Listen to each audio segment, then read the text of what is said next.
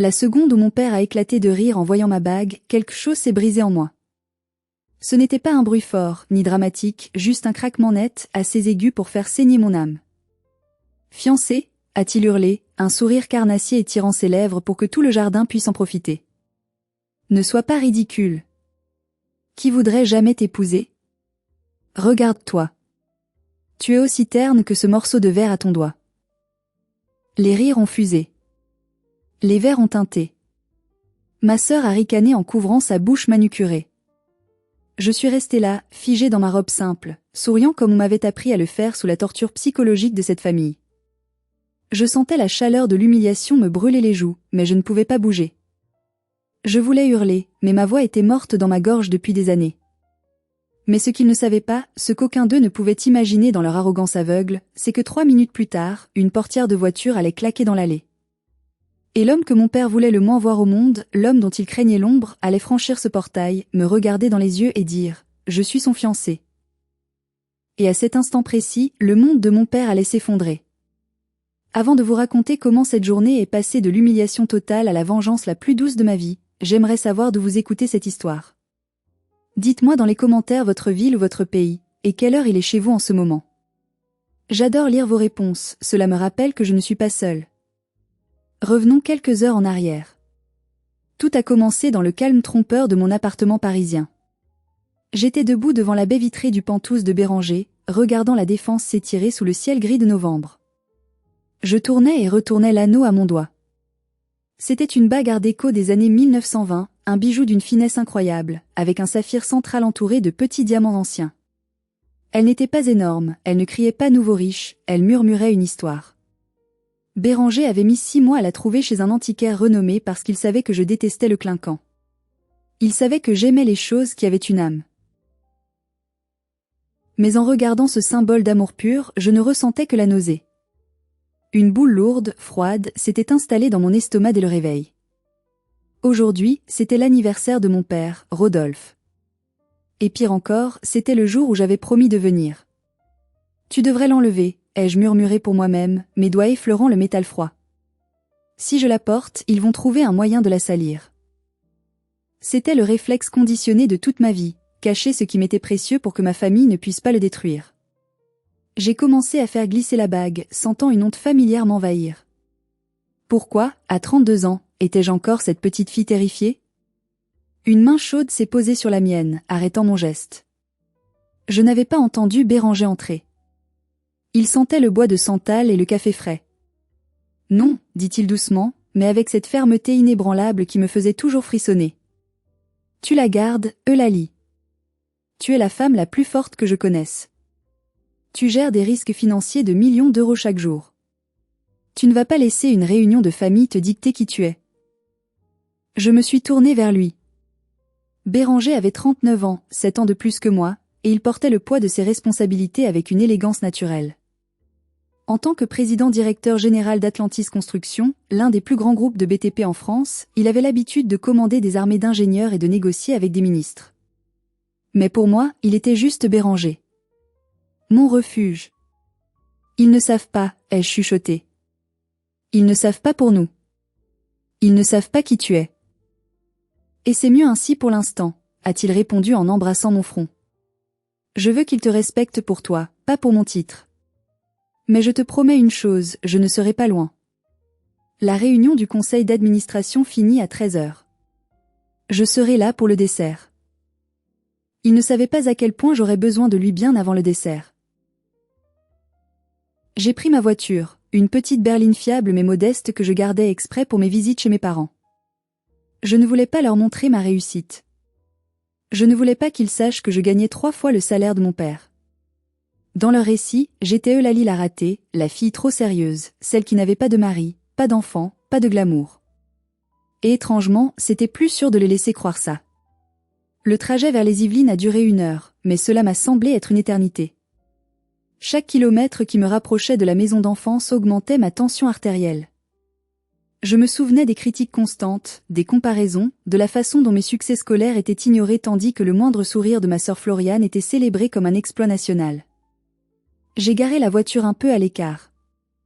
J'ai pris une grande inspiration, j'ai touché ma bague une dernière fois comme un talisman, et je suis sortie. Je marchais vers la gueule du loup.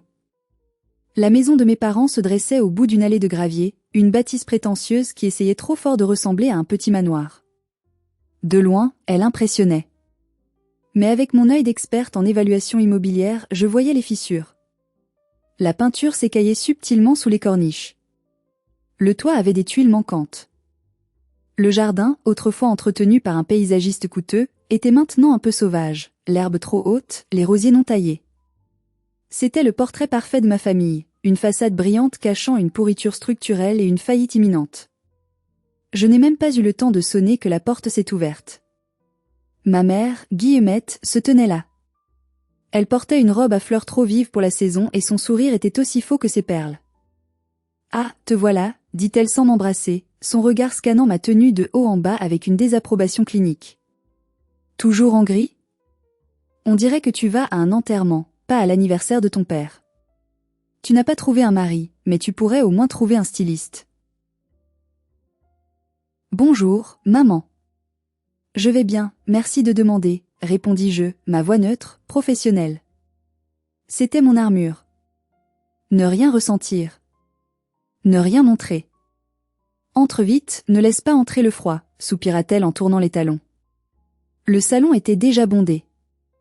Oncle, tante, cousins, tous ces gens qui composaient la cour royale de mon père.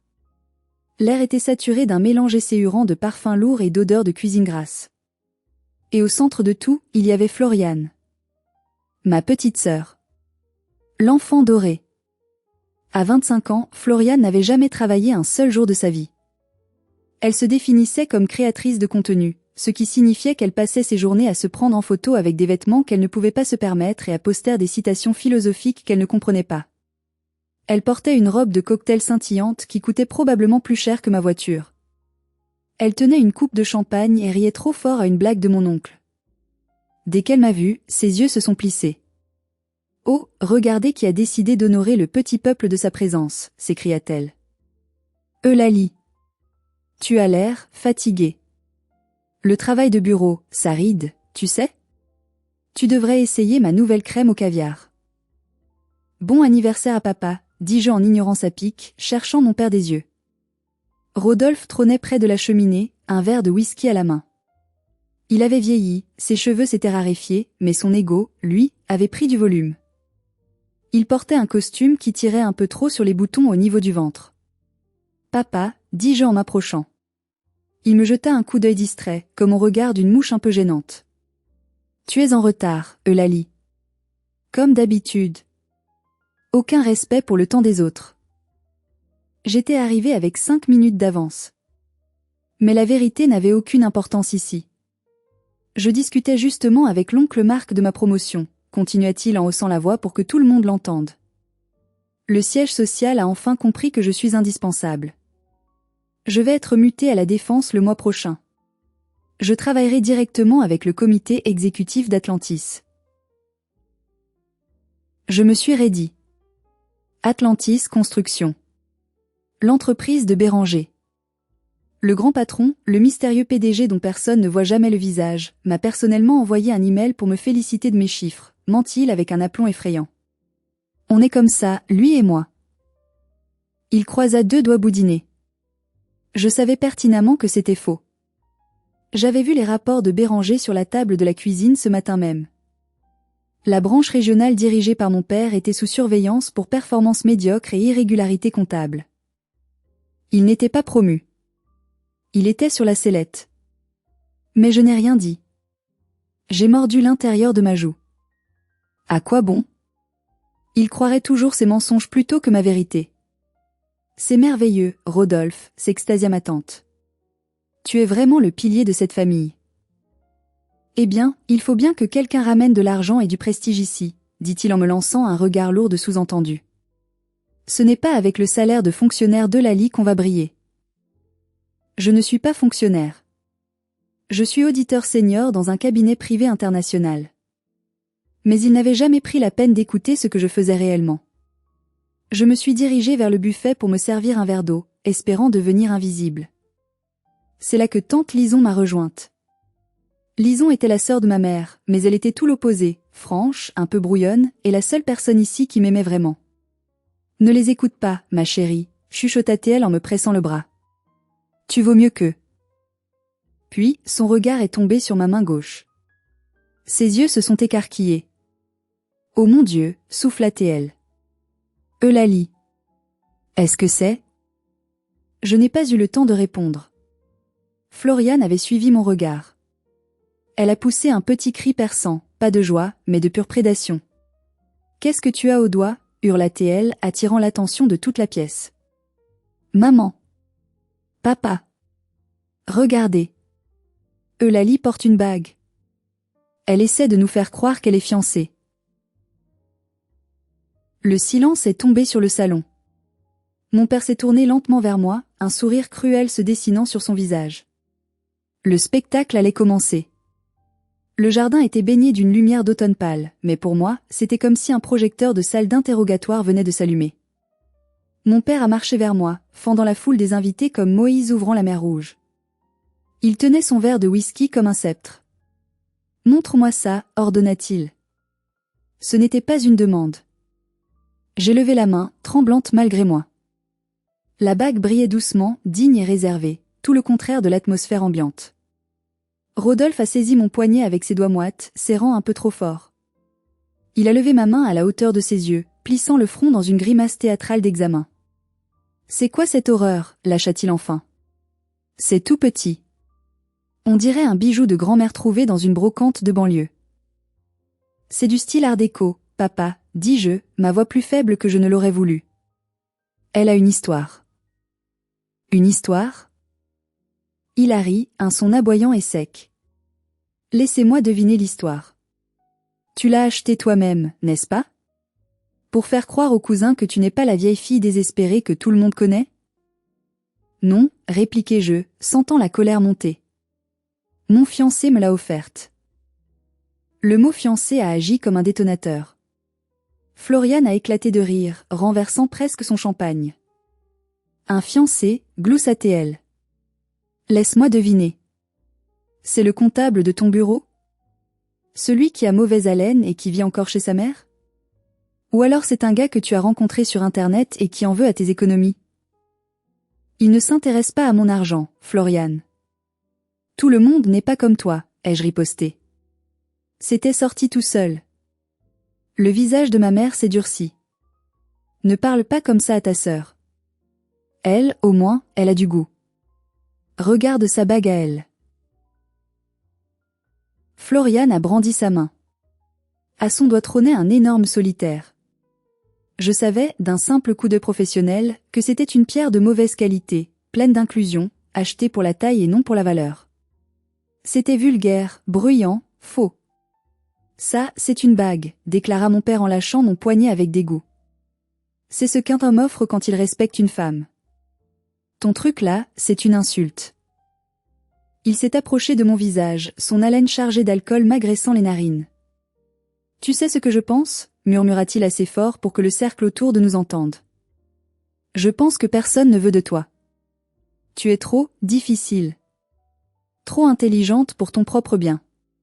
Froide. Calculatrice. Tu finiras seule, Eulalie. Et cette bague, c'est juste du verre. Comme ta vie. Fragile, bon marché, et vide. Il a fait un bruit de gorge, comme s'il raclait des glaires, et a fait semblant de cracher sur ma bague. Il ne l'a pas vraiment fait, il s'est arrêté à 1 millimètre, mais le geste était là. L'intention était là. Il a ensuite pris une serviette en papier sur le buffet et a essuyé ma bague avec un dédain absolu, comme s'il enlevait une souillure. Voilà, dit-il en jetant la serviette par terre. Maintenant, arrête ton cinéma. Va aider ta mère à servir les petits fours. C'est la seule chose à laquelle tu peux servir aujourd'hui. Les rires ont explosé. Pas des rires joyeux. Des rires nerveux, cruels, des rires de soulagement parce que ce n'était pas de la cible. Floriane rayonnait. Maman regardait ailleurs, arrangeant des fleurs imaginaires. Je suis restée là, le souffle coupé, comme si on m'avait frappé à l'estomac. C'était la goutte d'eau. Toutes les années de négligence, toutes les petites piques, tout s'est cristallisé en cet instant de pure haine. Il ne m'aimait pas. Il ne m'avait jamais aimé. Je n'étais qu'un faire-valoir pour sa précieuse Floriane. Mes yeux me brûlaient, mais je refusais de pleurer. Je ne leur donnerais pas ce plaisir. Je commençais à me retourner pour partir, pour courir vers ma voiture et ne jamais revenir, quand un son a coupé net le brouhaha du jardin.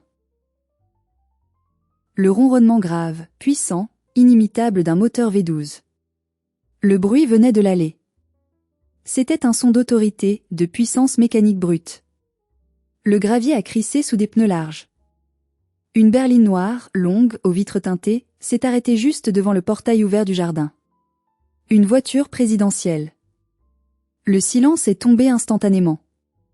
Même mon père s'est tu, son verre à mi-chemin de sa bouche. La portière arrière s'est ouverte. Un chauffeur en uniforme est sorti, mais il n'a pas eu le temps d'ouvrir la porte passager. L'homme à l'intérieur l'avait déjà fait. Béranger est sorti. Il portait un costume bleu nuit taillé sur mesure qui valait plus que toute la garde-robe réunie des invités. Il avait cette aura indéfinissable des hommes qui tiennent le monde dans leurs mains. Il a ajusté ses boutons de manchette, a balayé le jardin du regard avec une intensité laser, et ses yeux se sont posés sur moi. Son expression s'est adoucie instantanément. Il a ignoré les 50 paires d'yeux fixés sur lui et a marché droit vers moi. Le gravier ne semblait même pas faire de bruit sous ses pas. Mon père a ouvert la bouche, puis l'a refermée. Il a cligné des yeux. Il a pâli. Le verre de whisky a glissé de ses doigts et s'est écrasé sur la terrasse en pierre, mais personne n'a sursauté. C'était le moment où tout a basculé.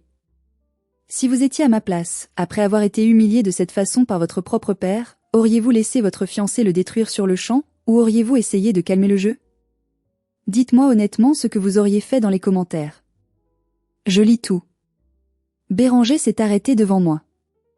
Il a vu ma posture rigide, mes yeux brillants, et la serviette en papier froissée à mes pieds. Il a compris. En une seconde, il a tout compris. Son visage est resté impassible, mais j'ai vu la tempête se lever au fond de ses pupilles. Une tempête froide, mortelle. Je suis désolé d'être en retard, mon amour, dit-il d'une voix claire, parfaitement posée, qui a porté jusqu'au fond du jardin. Le conseil d'administration a traîné en longueur. Tu sais comment sont les actionnaires. Il a pris ma main, celle avec la bague, et l'a portée à ses lèvres, embrassant l'endroit exact que mon père avait nettoyé. C'était un geste de défiance absolue. Puis, il s'est tourné lentement vers Rodolphe. Mon père tremblait. Littéralement. Ses genoux s'entrechoquaient. Il ressemblait à un enfant pris la main dans le sac de bonbons, sauf que le sac contenait sa carrière et sa vie. Monsieur. Monsieur le Président. Bégaya mon père. Sa voix, si puissante et moqueuse il y a une minute, n'était plus qu'un couinement aigu. Quel honneur. Je ne savais pas que vous connaissiez ma fille. Béranger l'a regardé comme on regarde une tache de moisissure sur un mur. Il n'a pas tendu la main. Connaître, répéta Béranger avec une politesse glaciale. Rodolphe, c'est ça? Vous dirigez notre antenne régionale sud-ouest, n'est-ce pas? Celle dont les chiffres de rentabilité sont en chute libre depuis 2 trimestres? Le silence était assourdissant. Floriane avait la bouche ouverte, sa coupe de champagne penchant dangereusement. Ma mère s'éventait frénétiquement avec une serviette en papier. Oui, monsieur, balbutia mon père, la sueur perlant sur son front dégarni. Mais je vous assure que nous redressons la barre. Je ne suis pas là pour parler affaires, coupa Béranger, sa voix tranchante comme un scalpel. Je suis là pour célébrer l'anniversaire du père de ma fiancée. Bien que, à voir l'accueil que vous lui réservez, je me demande si je ne me suis pas trompé d'adresse. J'ai cru entendre des rires moqueurs quand je suis arrivé. Il y a quelque chose de drôle? Mon père a essayé de sourire, mais cela ressemblait plus à une grimace de douleur. Non. Non, du tout. Nous plaisantions. Une blague de famille. N'est-ce pas, Eulalie? Il m'a regardé, ses yeux implorant une bouée de sauvetage. Pour la première fois de ma vie, j'avais le pouvoir. Je pouvais le sauver. Je pouvais dire, oui, c'était juste une blague. J'ai regardé Béranger, puis mon père. J'ai souri doucement. Je ne trouvais pas ça très drôle, papa, ai-je dit calmement. Mon père a eu un mouvement de recul comme si je l'avais giflé. Béranger a hoché la tête, un mouvement sec. C'est bien ce qu'il me semblait. J'ai horreur de l'irrespect, Rodolphe. Surtout envers ce qui m'appartient. Et Eulalie sera bientôt ma femme. J'espère que nous nous comprenons. Paix parfaitement, monsieur le président, Queen à mon père. Bien. Maintenant, si nous passions à table? J'ai apporté un château Margaux 1996. Je doute que votre cave contienne quelque chose de buvable à ce niveau. C'était gratuit. C'était méchant. Et c'était absolument délicieux. Ma mère a surgi de sa torpeur, activant son mode hôtesse servile. Oh, monsieur! Quelle joie! Quelle surprise! Venez, venez, je vais vous placer en bout de table. Non, dit Béranger. Je m'assiérai à côté d'Eulalie. Et Rodolphe, vous garderez votre place. Je veux vous voir. Nous nous sommes dirigés vers la terrasse. En passant devant Floriane, Béranger s'est arrêté une seconde. Il a regardé sa bague tapax en grave l'œil, puis la mienne, et a simplement haussé un sourcil. Il n'a rien dit. Il n'avait pas besoin de le faire. Le mépris silencieux était pire que n'importe quelle insulte.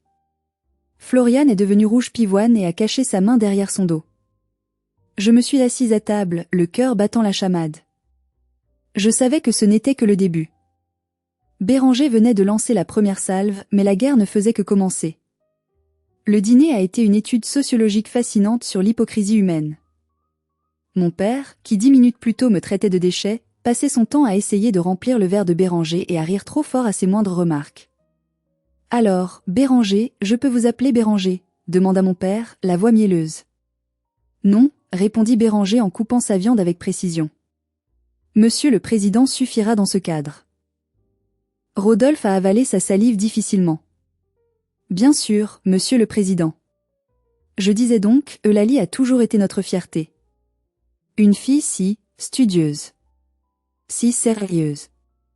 Nous avons toujours su qu'elle irait loin. » J'ai failli m'étouffer avec mon gratin dauphinois. Béranger a posé sa fourchette. « Vraiment, dit-il. C'est drôle, Eulalie m'a raconté que vous aviez oublié sa remise de diplôme de master pour aller au concours de beauté canine de Floriane. » Un silence de mort est tombé sur la table. Floriane a essayé de sauver la situation, ou plutôt, de tirer la couverture à elle. « Oh, c'est du passé », gazouilla-t-elle en battant des cils vers Béranger. Elle avait visiblement décidé que si elle ne pouvait pas m'humilier, elle allait séduire mon fiancé. « Dites-moi, Monsieur le Président, vous qui connaissez le luxe. Je prépare mon mariage pour le printemps. Je rêve de le faire au château de Chenonceau. C'est juste un petit budget de 80 000 € pour la location. Papa a dit qu'il s'en occupait, mais peut-être que votre entreprise pourrait sponsoriser? C'est une super pub pour vous. J'ai 5 000 abonnés sur Instagram. » J'ai vu la mâchoire de Béranger se contracter. 5 000 abonnés?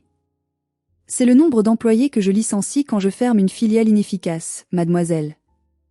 Et non, nous ne sponsorisons pas les mariages. Rodolphe est intervenu précipitamment, voulant prouver sa valeur. Ne l'embête pas avec ça, ma puce. Papa gère. J'ai déjà versé la compte de 20 000 € hier. Et le dossier de crédit pour le reste est bouclé. La banque a donné son feu vert ce matin. Mon cerveau s'est arrêté. Il y a une chose que vous devez savoir sur mon père, il est fauché. Il vit au-dessus de ses moyens depuis 20 ans. Il a 3 hypothèques sur cette maison. Il a maxé toutes ses cartes de crédit. Il n'y a aucune banque en France, pas même les usuriers les plus louches, qui lui prêteraient 60 000 €, et encore moins qui accepteraient qu'il verse 20 000 € cash. Un crédit, ai-je demandé doucement. Quelle banque, papa?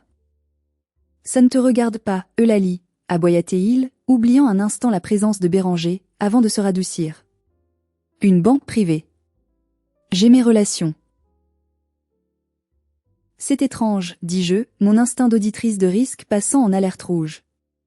Avec ton taux d'endettement, la Banque de France bloquerait automatiquement toute nouvelle demande.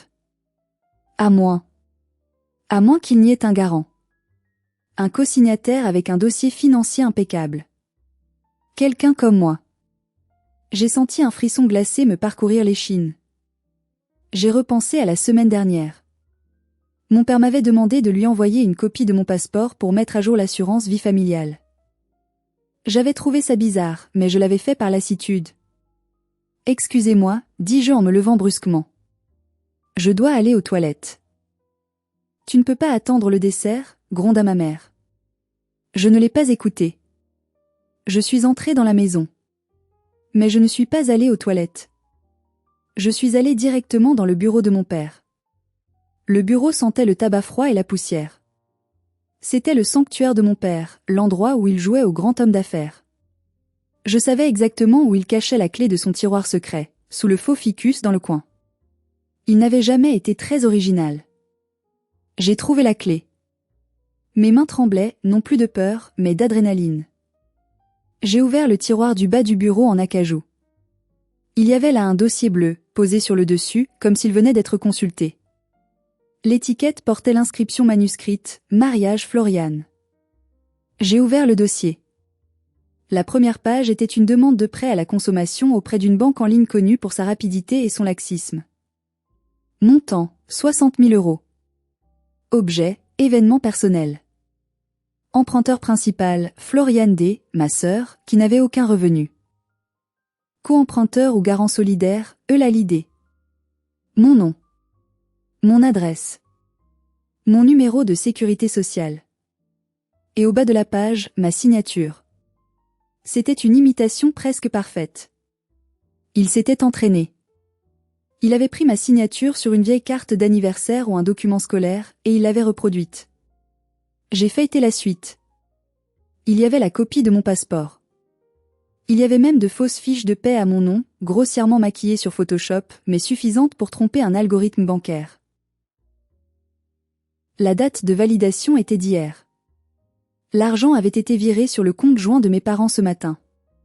Je me suis laissé tomber sur la chaise en cuir de mon père. Ce n'était pas seulement une fraude. C'était une exécution. En me portant garante à mon insu, ils avaient lié mon avenir financier au leur. Si Floriane ne payait pas, et elle ne paierait jamais, c'est moi qui serais saisie. Avec une dette de 60 000 € en défaut de paiement, je serais fichée à la Banque de France, FICP. Je perdrais ma licence d'auditrice. Je ne pourrais plus travailler dans la finance. Ils n'avaient pas seulement volé mon identité pour payer une fête d'un jour, ils avaient délibérément hypothéqué toute ma carrière, toute ma vie, pour satisfaire le caprice de ma sœur. Et tout ça, en me traitant de ratée en face, pendant qu'ils volaient ma réussite dans mon dos. La nausée m'a prise, violente. J'avais envie de vomir sur le bureau. Mais alors que je regardais cette signature falsifiée, quelque chose en moi a changé. La tristesse s'est évaporée. La peur a disparu. À leur place, une froideur absolue s'est installée. Une clarté cristalline. C'était fini. Je n'étais plus leur fille. Je n'étais plus leur sœur. J'étais une auditrice face à une fraude massive. Et je savais exactement comment traiter les fraudeurs. J'ai sorti mon téléphone. J'ai pris des photos de chaque page, en haute résolution. J'ai photographié l'écran de l'ordinateur de mon père qui était resté ouvert sur sa boîte mail, montrant les échanges avec le courtier. J'ai tout documenté. Puis, j'ai remis le dossier exactement comme je l'avais trouvé. J'ai verrouillé le tiroir. J'ai remis la clé sous le ficus. Je suis retournée dans le jardin. Quand je suis revenue à table, le dessert était servi. Une tarte aux fraises industrielles que ma mère essayait de faire passer pour du fait maison. Béranger m'a regardé. Il a vu le changement dans ma posture. Il a vu que mes épaules n'étaient plus voûtées, que mon regard était devenu dur, impénétrable. Il a posé sa main sur ma cuisse sous la nappe et a pressé doucement. Je suis là. Tout va bien, chérie, demanda mon père, la bouche pleine de crème pâtissière. Tu as mis du temps. J'ai souri.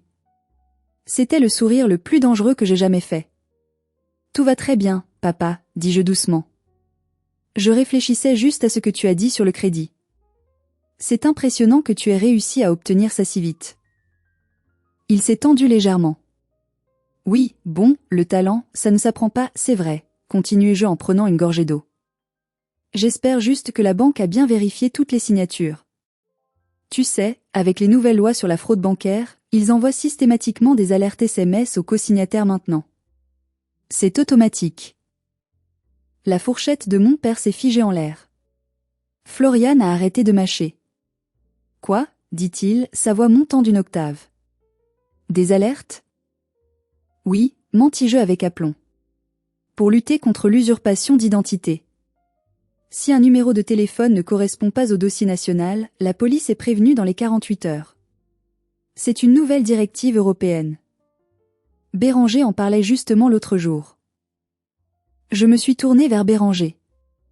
Il n'a pas scié. Il a compris mon jeu instantanément. Absolument, dit-il de sa voix grave. La fraude à l'identité intrafamiliale est devenue un crime prioritaire. 5 ans de prison ferme, 375 000 € d'amende. On ne rigole plus avec ça. J'ai vu la couleur quitter le visage de mon père. Il est passé du rouge au gris cendre en 3 secondes. Il a regardé ma mère, paniquée. Ma mère a baissé les yeux sur son assiette, ses mains tremblant violemment. Il savait. Et maintenant, il savait que je savais, ou du moins, qu'ils étaient en danger mortel. Mais bon, dis-je joyeusement en me levant. Ce n'est pas votre cas, n'est-ce pas? Papa a dit qu'il avait ses relations. Tout est légal.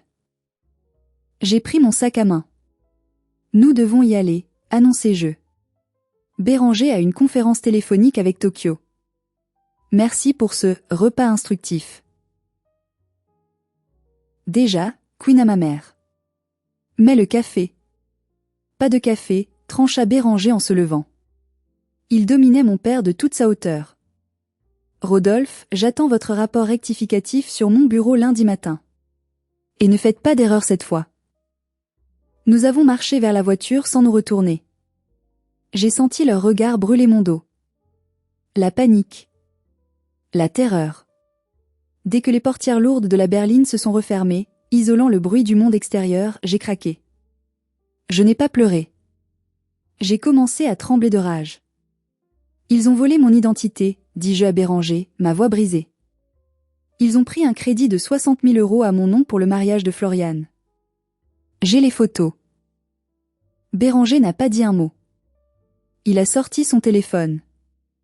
Il a composé un numéro. Maître Vianney? C'est Béranger. Je suis désolé de vous déranger le week-end.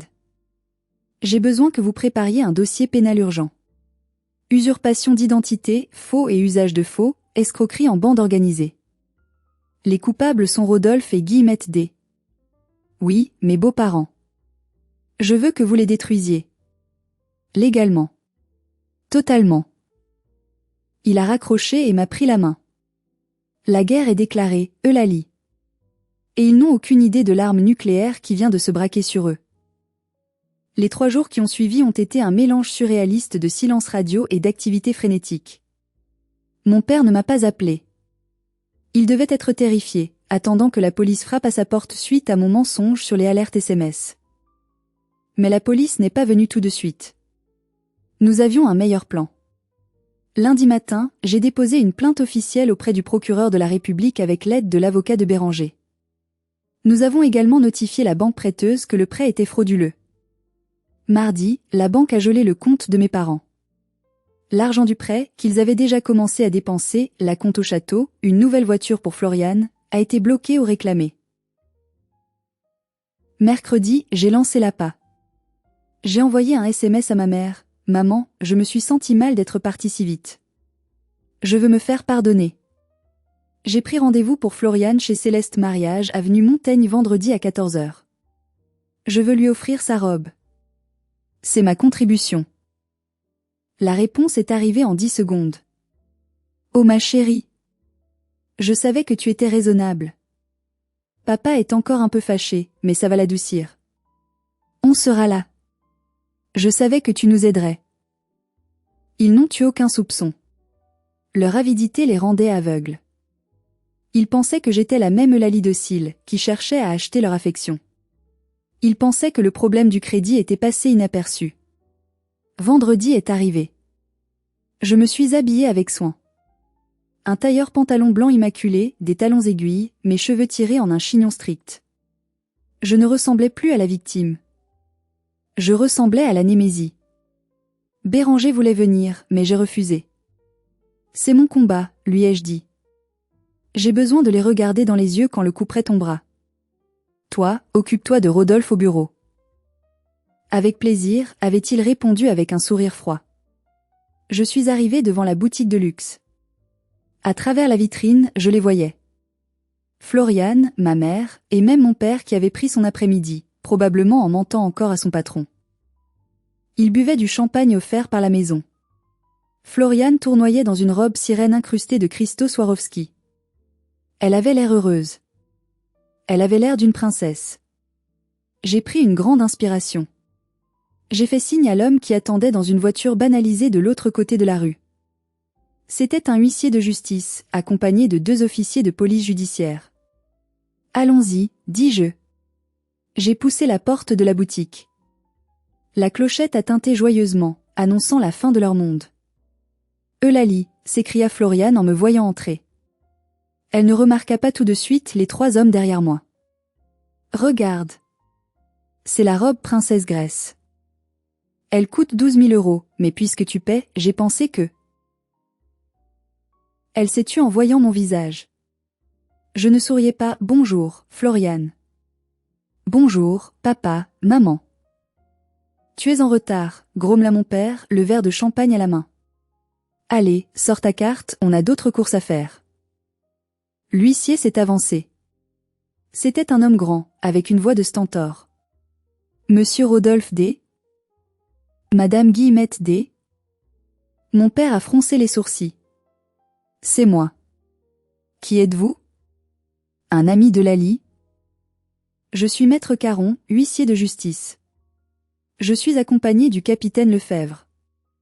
Nous avons un mandat pour saisir vos biens et vous remettre une assignation à comparaître immédiate pour faux, usage de faux, usurpation d'identité et escroquerie bancaire. » Le verre de champagne de mon père a explosé sur le sol. Cette fois, ce n'était pas une métaphore. « Quoi ? » hurla ma mère. « C'est une blague ? Eulalie, dis-leur. » Je me suis avancée vers Floriane. Elle était figée sur son piédestal, ridicule dans sa robe trop chère. « Ce n'est pas une blague, maman, » dis-je calmement. J'ai découvert le crédit. J'ai vu ma signature que papa a imitée. J'ai vu les faux bulletins de salaire. Tu. Espèce de petite garce, éructa mon père, tentant de s'avancer vers moi, le visage pourpre de rage. Après tout ce qu'on a fait pour toi. C'est juste une signature. On est une famille. Le policier s'est interposé, posant une main ferme sur le torse de mon père. Monsieur, calmez-vous ou je vous passe les menottes ici même.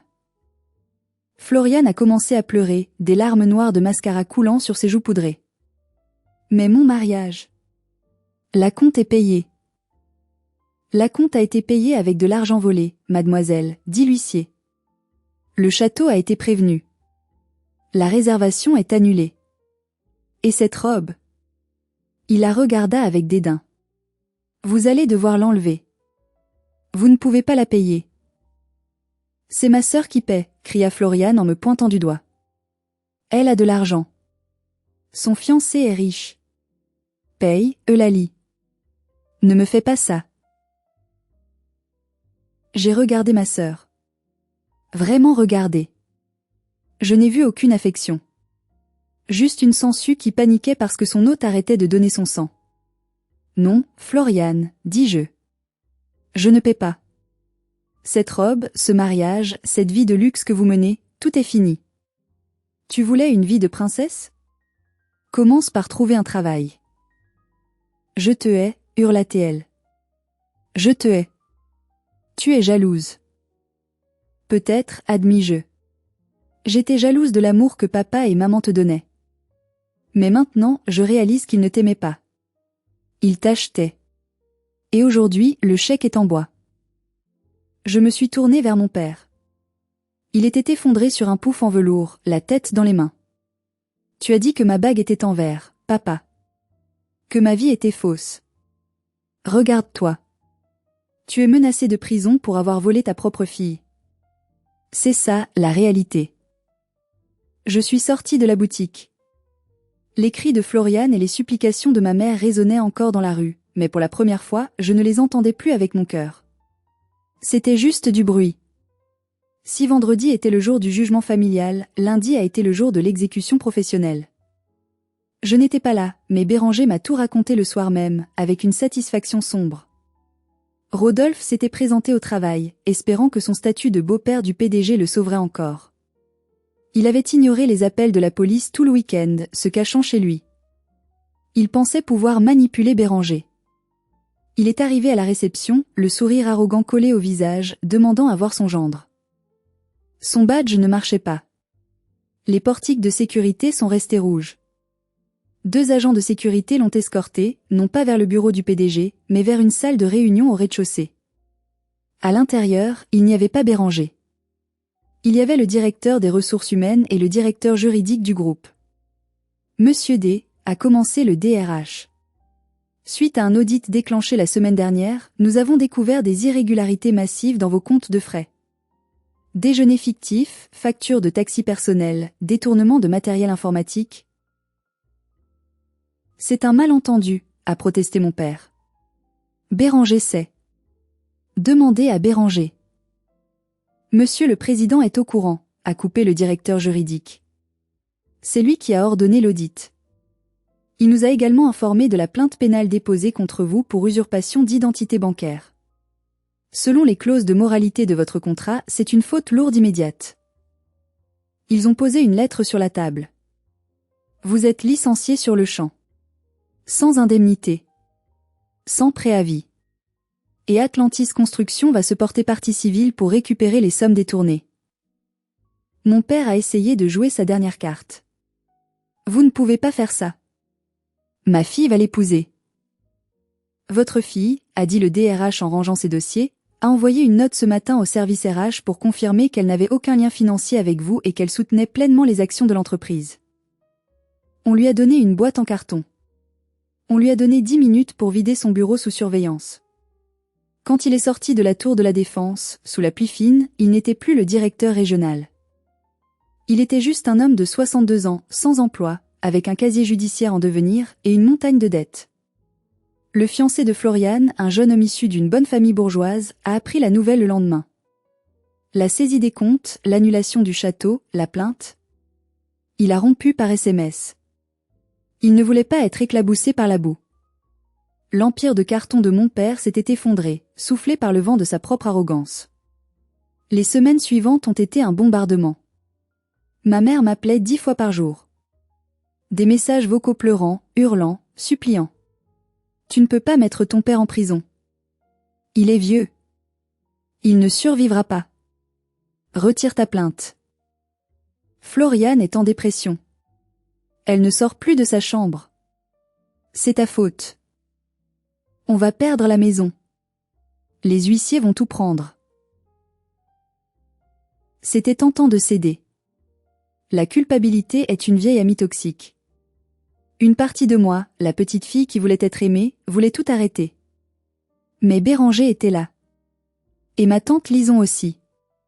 Ils ne changent pas, Eulalie, m'a dit Lison un soir autour d'un thé. Si tu les sauves maintenant, ils recommenceront dans 6 mois. Ils penseront qu'ils peuvent tout se permettre parce que tu seras toujours là pour nettoyer. Elle avait raison. Alors j'ai pris une décision. Une décision d'adulte. J'ai accepté de rencontrer l'avocat de mes parents. J'ai proposé un accord. Je retire ma plainte pénale, ai-je dit. Papa n'ira pas en prison. L'avocat a soupiré de soulagement. C'est très généreux de votre part. Mais, ai-je continué, à 2 conditions. Premièrement, ils reconnaissent la dette par écrit devant notaire. La banque saisira la maison pour rembourser le prêt et les dettes de mon père. Ils devront assumer la faillite personnelle. Deuxièmement, je veux une ordonnance d'éloignement. Ils n'ont plus le droit de me contacter, ni moi, ni Béranger. Jamais. Jamais, a répété l'avocat. Mais c'est votre famille. Non, ai-je répondu en touchant ma bague. C'est mon passé. Ils ont signé. Ils n'avaient pas le choix. Ils ont vendu la maison. L'argent a servi à payer la banque, l'entreprise de Béranger et les divers créanciers. Il ne leur restait presque rien. Ils ont déménagé dans un petit appartement de location en banlieue lointaine. Floriane a dû prendre un travail de caissière dans un supermarché. C'était une chute brutale. Mais c'était juste. 1 an plus tard. Le soleil de Provence inondait les vignes. L'air sentait la lavande et le pin. Je me regardais dans le miroir. Ma robe n'était pas une robe de princesse à 12 000 €. C'était une robe simple, fluide, en soie ivoire. Je portais des fleurs fraîches dans mes cheveux. « Tu es prête ?» a demandé tante Lison en entrant dans la chambre. Elle pleurait d'émotion. « Je suis prête », ai-je souri. Il n'y avait pas 200 invités. Pas de château. Juste une trentaine de personnes, nos amis les plus proches, les collègues que je respectais, et la famille de Béranger qui m'avait accueilli à bras ouverts. Quand j'ai marché vers l'hôtel improvisé sous un vieux chêne, j'ai vu Béranger. Il ne regardait pas ma robe. Il ne regardait pas le décor. Il me regardait moi. Avec cette fierté intense et calme qui m'avait sauvée. Au moment d'échanger les alliances, j'ai regardé ma main. La bague art déco brillait au soleil. Elle n'était pas en verre. Elle était en diamant, solide, incassable, forgée sous la pression. Comme moi. Je n'ai pas invité mes parents. Je n'ai pas invité Floriane. J'ai appris par Lison qu'il racontait à qui voulait l'entendre que j'étais une fille ingrate qui les avait abandonnés après avoir épousé un milliardaire. Ils jouaient les victimes. C'était leur façon de survivre. Mais ça ne m'atteignait plus.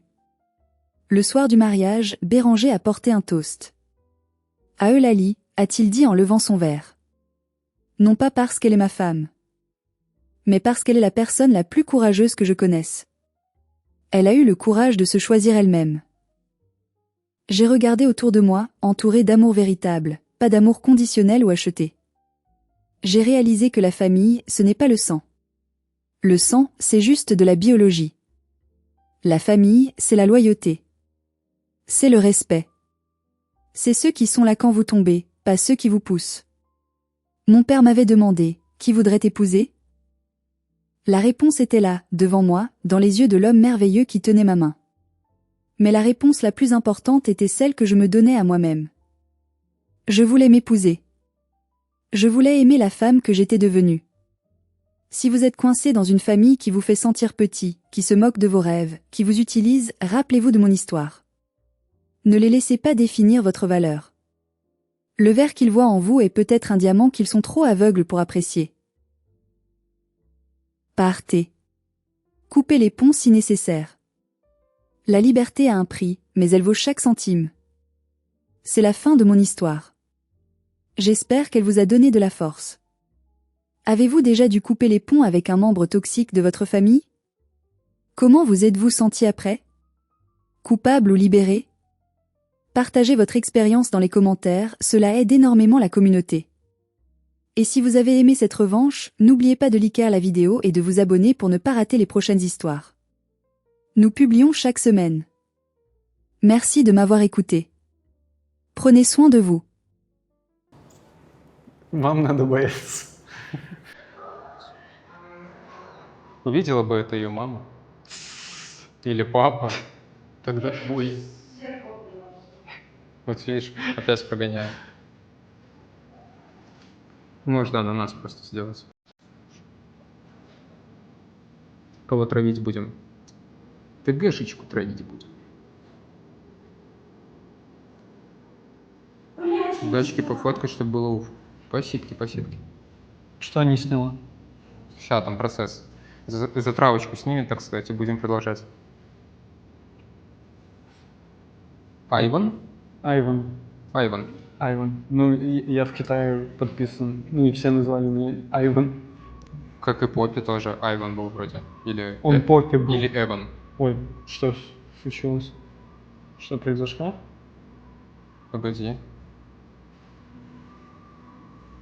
Я понял. Подрубаем. Конечно, микрофон выключен. Окей.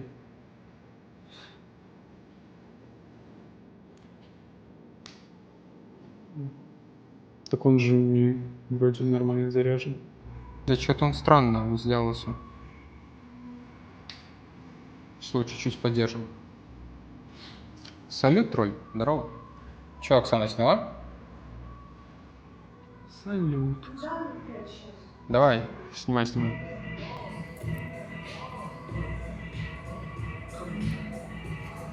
Это я еще тупака не включил. Эх, тупак. А, ты опять бот спамит. Надо было вырубить.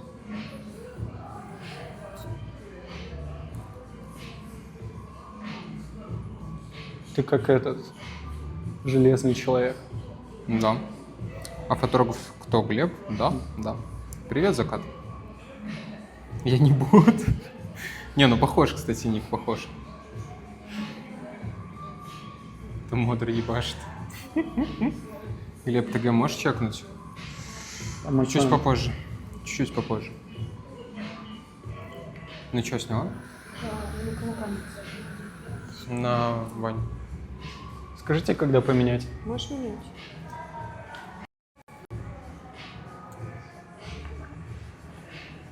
Сейчас я лайкну, который мне понравился. Окей.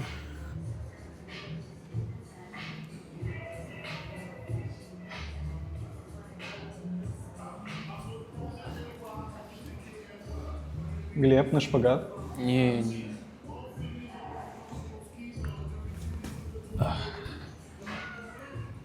Ладно, я лайкну. Не, стоп. Короче, там 2. Окей. Награды, недоступные в ИРЛ, не отключаются специально? Если вдруг что-то юзнут, то просто вернем баллы, да и все. Как правило, так. Так, сейчас чекну ТГ. Там как будто... Тут клипы делать можно? Ну, сейчас наклепают там клипов, я уверен.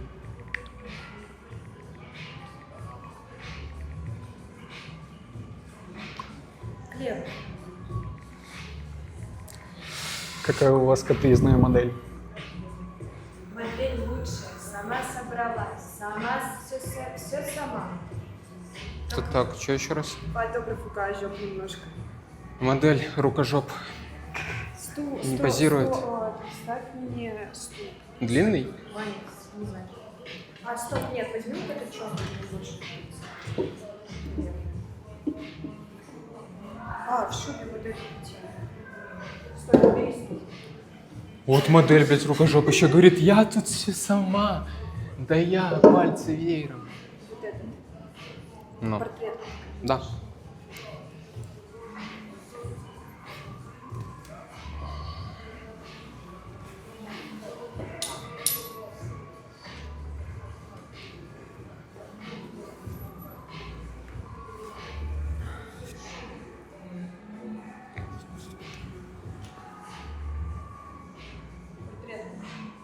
Да.